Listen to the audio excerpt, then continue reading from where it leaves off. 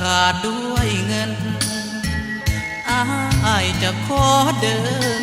หนีไปหนีไกลให้ห่างย้อนเงินอายจำต้องหลีกทางเพื่อให้นางสมหวังกับสายที่เขามี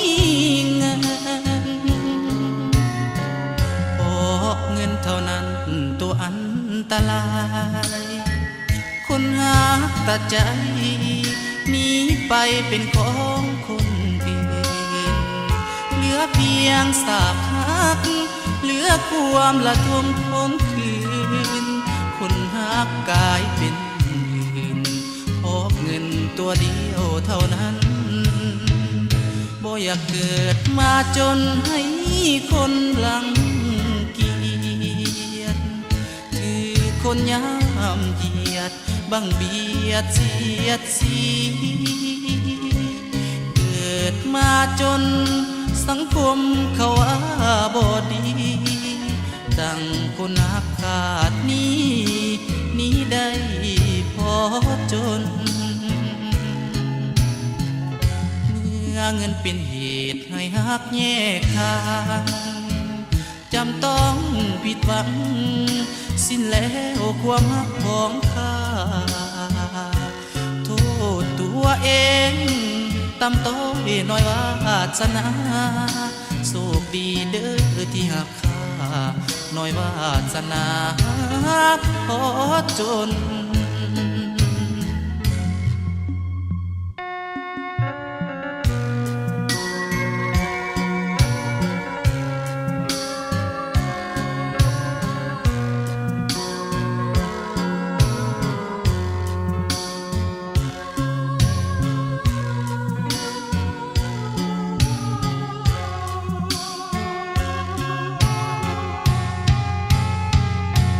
อยากเกิดมาจนให้คนรังเกียจ